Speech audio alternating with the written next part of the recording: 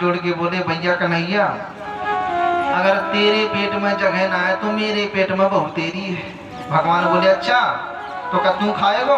हाँ भैया मुझे तो खानो है। भगवान बोले आजा पीछे, लग जा लाइन में। देवर जी पीछे आकर के लग गए। भगवान कहने लगे हे प्रभावती, मैं भी अपने घर में जाके मैया से तेरी शिकायत करूंगा कि या प्रभावती ने मेरा हाथ ही तोड़ दियो। इतनी जोर से हाथ पकड़ रखो है, दूसरा हाथ पकड़, या हाथ में बहुत दर्द है रहो है। प्रभावती ने सोचा कि बेचारा ने 100 छोड़ा वास्तव में जाके कलाई न टूट जाए तो खामो खाने लेके देने पड़ जाए। प्रभावती ने हाथ छोड़ दिया और कहने लगी ले कन्हैया, अपना दूसरा हाथ पकड़ा। भगवान ने इशारे में अब देवर जी को बुलाया और देवर जी का हाथ उसकी भाभी के हाथों में दे दिया। भगवान कन्हैया रफू चक्कर हो गए। भागते हुए भगवान कन्हैया घर में आए। मैया आज मैं बड़ी जोर की भूख लगी है, मुझे खाने के लिए माखन मिश्री चाहिए। मैया बेचारी खुश हो गई, हे भगवान आज तक मेरे छोरा ने जीवन में कहूँ खावे पीवे की बात ना करी, आज जीवन में पहली बार खावे पीवे की कछु बात करी है। अरे आजा बेटा, मैं तो पेट भर के माखन मिश्री खिलाऊं। मैया ने अपने कन्हैया को गोदी में बिठाया और अपने हाथों से माखन मिश्री खवावे लगी। अभी यहाँ पर प्रभावती चोर को पकड़ के महाराज तिल मिला के चली आ रही थी। द्वारे में आकर के प्रभावती चिल्लाई, और अरे यशोदा सुनती हो? तू बहुत कहो करे ना कि काउदना मेरे छोरा की चोरी पकड़ के दिखाओ। आज मैं तेरे छोरा कन्हैया को रंगे हाथ पकड़ के लाई हूँ, आज जाको सजा देनी पड़ेगी। अब जैसे ही कन्हैया ने सुना तो कन्हैया कहने लगे क्यों मैया, तेरा कोई दूसरा भी छोरा है? मैया बोली ना बेटा, मेरा तो एक ही पूत है, तुम अकेलो। कन्हैया बोले तो एक बात बता मैया, ये तो आरे पर कौन सी गोपियां चिल्ला रही है? कह रही है कि मैंने तेरे कन्हैया को रंगे हाथ पकड़ लियो, जाको सजा देनी पड़ेगी। मैया बोली बेटा तू आराम से खा ले, मैं अभी बाहर जाकर के देखूंगी कौन सी गोपी चिल्ला रही होगी, कोई पागल आकर। मैया भागती हुई बाहर आई, देखा कि प्रभावती है तो मैया बोली हे प्रभावती, ये जोर जोर से कहा चिल्ला रही बिना फालतू की बातें?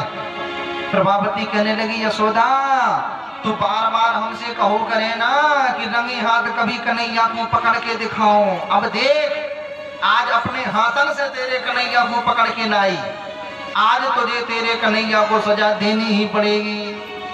मैया कहने लगी प्रभावती तेरी बुद्धि ठीक है कि तू भांग खा के मेरे घर में आ गई। अरे मेरा छोरा तो मेरे घर ही में है। इतने में भगवान कन्हैया भाग करके आए और मैया के बगल में खड़े हो गए। जैसे ही प्रभावती ने कन्हैया को मैया के बगल में खड़ा देखा तो बेचारी संकट हो गई कि मेरे हाथों में कौन है।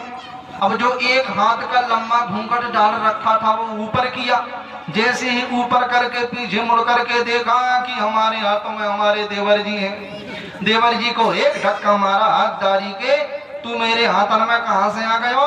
देवर जी तो धक्का खा के घबरा गए, हे भगवान हम तो सोच रहे थे कि भैया माल खाई भी को मिलेगा, लेकिन यहाँ तो भैया धक्का खाई भी को मिल रहे। देवर जी बेचारे धक्का खा के अपने घर को चले गए। कन्हैया कहने लगे देखा मैया, अब तो पक्को विश्वास है गयो कि ये गोपियां कितनी नंबर 1 की झूठी हैं। चोरी करेंगे के घर वाले और ये नाम लगावे मेरो, मन 100 छोरा भोरो भारो, तो जब मने आवे तब फांस का धर दे। बोलो राधे राधे। झूठ मूठ की शिकायत करने के लिए घर में चली आवे। अब तो महाराज मैया लाल हो गई। मैया ने हजारों गालियां प्रभावती को सुनाई। खबरदार प्रभावती, जो आज के बाद कभी जीवन में मेरे लाला की शिकायत लेके मेरे घर में आई तो अपने घर वालों को जाके संभाल। प्रभावती ने नीचे मुंह लटकाया और बेचारी रास्ता में जागे लगी।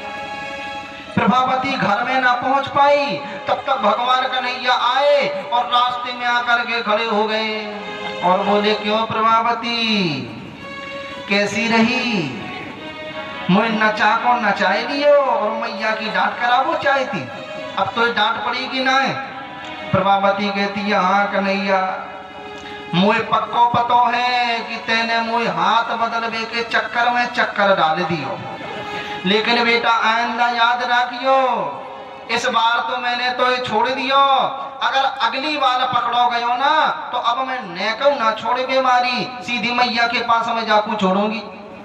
कन्हैया बोले तो सुन प्रभावती, इस बार तेने मोए पकड़ो तो तेरे हाथ में तीरो देवर आ गयो, अगर अगली बार मोए पकड़ेगी ना तो तेरे हाथ में तीरो देवर ना तीरो खसम आ जाएगा। बोलिए वृंदावन बिहारी लाल की जय। ब्रज भाषा जो है वो महाराज बड़ी ही निराली है। ब्रज में पति को खसम कहते हैं, और अगर किसी की पत्नी अपने पति को खसम कह दे तो वहां पर बुरा भी नहीं लगता, क्योंकि वृंदावन में अगर कोई किसी को गाली दे तो गाली के बदले में प्रेम मिलता है, और यहाँ पर किसी को कोई गाली दे दे तो गाली के बदले में गोली मिलेगी। बोलिए वृंदावन बिहारी लाल की जय। तो अनन्य प्रकार की ब्रज में लीलाएं करते हुए भगवान कन्हैया समस्त गोपियों का मनोरथ सिद्ध कर रहे हैं। अब जब जब भगवान कन्हैया गोपियों के घर में चोरी के लिए जाते हैं तो गोपियां प्रसन्न हो जाती हैं, और जब जब भगवान कन्हैया गोपियों के घर में चोरी के लिए नहीं जाते तो गोपियां कन्हैया को अपने घर में बुलाती हैं। अरे कन्हैया, तुम हमसे काहे रूठ गए? हम तो मैया से शिकायत इसलिए करती थी ताकि हमें तुम्हारे दर्शन बार बार होते रहें, हम तो तुम्हें माखन खिलाने के लिए तैयार हैं। आओ कन्हैया, हमारे हाथों का माखन खाओ। तो जब भगवान कन्हैया गोपियों के पास में नहीं जाते हैं तो गोपियां बेचारी कन्हैया को माखन खिलाने के लिए अपने घर में बुलाती। बोलो राधे राधे।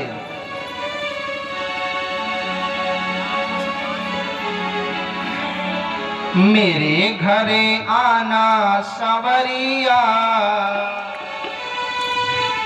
मेरे घरे आना सवरिया, तो है